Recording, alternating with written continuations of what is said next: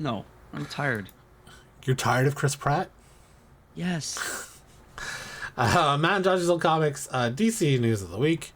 One of us is extremely sick of Chris Pratt being in everything, including Garfield. Is he not in Garfield now too? Yeah, he's the voice of Garfield. So he's going around doing interviews, I guess, for Garfield now. And he was asked about coming back as Star-Lord and also being in the DC because he's worked a lot with James Gunn.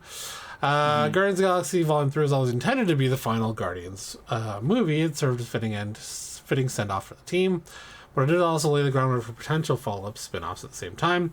One post-credit scene introduced a new incarnation of the Guardians led by Rocket.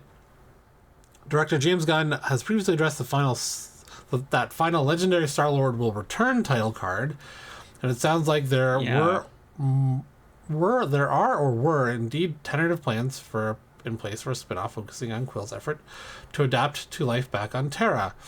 Quote, "Oh, but not quite over. We always want to give somebody something a little special, and Chris and I forever have talked about how great it would be to be able to do a legendary Star-Lord movie, a story with Star-Lord on Earth trying to adapt to the environment of Earth in the same way that somebody else might try to adapt to an alien environment in outer space. He's a fish out of water in just kind of regular water, so I can't wait to see it. Of course, a lot has changed since then. Gunn is now co-CEO of DC Studios. Filmmaker has expressed interest in working with Guardians actors in the DCU, which has led to speculation that Pratt may take on a role in the burgeoning franchise. During an interview with comicbook.com to promote the Garfield movie, Pratt was asked which would be more likely, him reprising the role of Star-Lord or jumping to the DCU. Quote, "Well, it'll probably make more sense that I would be Star-Lord again, but anything is possible, and especially with James over at DC. Maybe there's something that would be right over there. Maybe both. How about both? Let's do both. I think it's 100% both." Wow. Okay. It's 100% both. You're just going to have to deal with it. Okay. Like, he's not a bad actor. It's just there's a lot of them right now. Yeah, a lot. Yeah, it's a lot. Yeah. Like, who's the previous Chris Pratt? Who was like, oh, we're sick of this guy now. Can you go away? Taylor Lautner. Was he in a lot? Huh? No. Was he in a lot of stuff? No, I was just joking because he wasn't in anything after Twilight. I don't know. It was all over the place. Who was in everything before Chris Pratt? Gosling was in a lot. He's in a lot now. I feel like he's in even more now than he was before. Ryan Reynolds had a stint there where he was in like every movie. Oh yeah, for like Ryan Reynolds is a good one. Before. Yeah, he was in like every movie. And then The Rock. What am I even saying? The Rock was in like every fucking movie for the last 8 years, 5 years. Let's say. Who was in everything? He did Jumanji. He rebooted Jumanji. Fucking Jungle Cruise got rebooted. They got a second one. Like, you know what I mean? Those are 4 movies. Yeah. The Rock was. Fuck. Maybe way back in the day, Brendan Fraser, he was in a lot. I mean, till he was out. Yeah. Okay. DC Students Lanterns TV series rumored to have enlisted co-writer with plenty of DC experience. A first look at Creature Commandos is right around the corner. Superman is still shooting, and Supergirl, Woman of Tomorrow, should begin production later this year. And work on Peacemaker Season 2 is already underway. The new DC is rapidly taking shape, and it's looking increasingly like Max's Lanterns will be next to reveal its cast and creative team. It's previously been reported that DC Studios has enlisted Chris Mundy, a writer and producer for Criminal Minds, as Lantern's showrunner. Did you watch Criminal Minds? I did not. Neither did I. Let us know if this is a good idea or not. Fun. Scuba My Time to Shine Hello to like claiming that comic writer Tom King is a co-writer on the show. Tom King is probably the best DC writer going right now. A lot of his stuff is getting either awards or recommendations. Like, everyone thinks the Supergirl movie is based on his run on Girl of Tomorrow or Woman of Tomorrow. Right. He just got nominated for another Eisner Award for his run on Wonder Woman, which is really good. I've been reading that. A lot of people like his run on Nightwing, so like he's the go-to guy for DC and comics. We know he's part of Gunn's DC Brain Trust and penned Supergirl Woman of Tomorrow series. That's based on. He also counts the likes of Batman, Wonder Woman, Mr. Miracle among his many DC credits.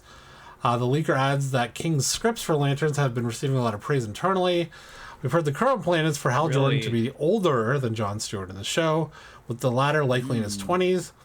In an early iteration, they roughly would have been the same age. Quote, this is a story of a couple of Green Lanterns, Jon Stewart and Hal Jordan. We have a few other Lanterns peppered in there, but this is really a terrestrial-based TV show, which is almost like True Detective, with a couple of Green Lanterns who are space cops watching over Precinct Earth. In it, they discover a terrifying mystery that ties into our largest story of the DCU. Ties into our largest story of the DCU. Does that mean it's going to be connected to some thread in the movies? Interesting. I don't know. Well, he's only expected to make a cameo in Lanterns. Guy Gardner has already been cast as by Nathan Fillion is playing Guy Gardner. Yeah. Channing Tatum's name has also surfaced for one of the Lanterns. Really? Okay, that would be kind of rad, to be honest. Channing Tatum as Hal Jordan.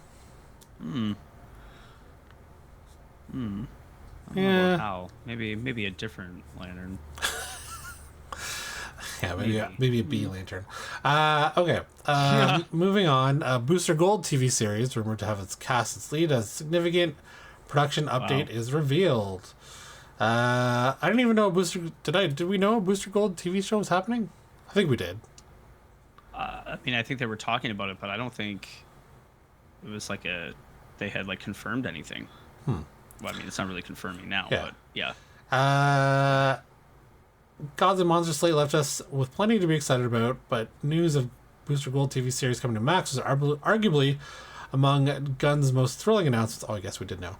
Fans have been waiting a long time to see the time-traveling superhero in live action, and while Donald Faison briefly showed up in what would become Legends of Tomorrow series finale, following its cancellation, the character is yet to be given a chance to shine on screen. That will soon change. All signs point to Zolo Maranduena's Blue Beetle joining the time-traveling superhero. A recent production list update suggested Booster Gold will start shooting in July. Now Skipper's chimed in, claiming that is indeed the case. Even more exciting, though, is the fact the character has been cast. We don't know... Oh, no. We don't know who will be playing Booster Gold, but star Chris Pratt remains a fan favorite to play Booster Gold. Oh, Why did they do this to me? It's your worst nightmare. If James thought I was right for it, then I would. I would have to consider it, he said last year. As for Gunn, he said the comedy series will explore imposter syndrome as a superhero, a loser from the future who uses basic future technology to come back today. It's gonna be Pratt. Which would, I guess that's not his first time on television either, because he did that Terminal List thing for Amazon. Right. Is it Pratt? Are you talking about since his new, resurgence as a movie star? Yeah. Oh, yeah. Since he started doing movies, and his first thing back was Terminal List, I think. So I mean, I could see him getting cast as Booster Gold. I do feel that's a possibility. I mean, he does have the comedy chops for it. Oh yeah, of course. I don't think that they're gonna waste him coming into the DCU on a TV with show. This role, yeah, and I feel like there's a fair amount of. You also have to think about this. Chris Pratt is kind of old. He's not old, but he's getting older. He's 47. Right? He's not. Dude, he doesn't look young. Doesn't he? You know what I mean? Him running around in the last Jurassic World movie, he did not look fucking young. You know what I mean? That was makeup. Him and Jeff Goldblum look the same. You know, it's like, okay. Anyway, yeah, like he looks like an adult. You know what I mean? Where Booster Gold is kind of like, a little bit younger. Yeah. Is a little bit more cocky, etc., etc. I mean, obviously, an older person can be cocky, but I feel like having a younger like energy filled like Booster Gold is kind of what they're going for. And we talked about who would play him a couple of times, and now I'm forgetting, I'm spacing on what the hell we said, but we had there were some good ones, and I think there's a lot of possibility for well, we also have to consider that if it's going to be for 10 years, Chris Pratt would be 57 playing Booster Gold. Yeah, that's not gonna happen by the time it ended. Okay, last one. Supergirl Woman of Tomorrow has a release date. As expected, Supergirl Woman of Tomorrow will be the second DCU movie to release in theaters after James Gunn's Superman. Warner Brothers just announced that our new Girl of Steel will take place on June 26, 2026. The studio also announced dates for New Line's Mortal Kombat 2, which will hit theaters on October 24th. Oh, it's coming to theaters, eh? That's interesting. Mortal Kombat 2. So Mortal Kombat 1 it did not come to theaters. But it had a lot of well, it was during COVID, so they released it direct to Max. Yeah. And it was good. I mean, it had some flaws, but it was good. And Barbarian director Zach Krager's second feature, Weapons, will also arrive on January 16th, 2026. Greg Gillespie is set to direct Woman of Tomorrow, which will star Millie Alcock from House of Dragons in the title role. This take on Kara Zor-El is said to be a less earnest, more edgy version of the iconic superheroine, as Gunn looks to move away from previous depictions of Girl of Steel, particularly long-running CW series fronted by Melissa Benoist. So, so we'll have Super People back to back as the first two movies, for the DCU to kick off in theaters. Yeah. It's kind of odd they wouldn't start with the Trinity. Batman, Super Wonder Woman. Yeah. I mean, I do kind of get it because that's what they did start with. So let's start with what they had. I mean, they were also the most recognizable. I feel like the main three. So yeah. Possibly. You're also gonna have Joker in there screwing up the. What is this? Is this part of the new one? And also, whenever the Batman 2, does that have a release date? I don't think so.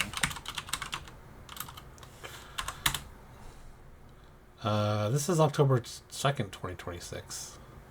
So it comes out after, same year, but after Supergirl. It's pretty crazy. I don't know. I'm looking. I have hope for James Gunn, so I'm looking forward to whatever he's going to put out. I'm super excited about Peacemaker season 2. I have to go back and watch season 1 now again. Yeah, I feel like little rewatch. Okay. So that's DC News of the Week. Hey, with a sponsor. Thanks. Your new multi-vendor marketplace, YouSellComics.com, offers a site exclusively for buying and selling of all things comics. Slabs, omnis, trades, and more. Sell for as low as 5% commission or 0 commission monthly tiers. Run your own auctions, unlimited bin listings.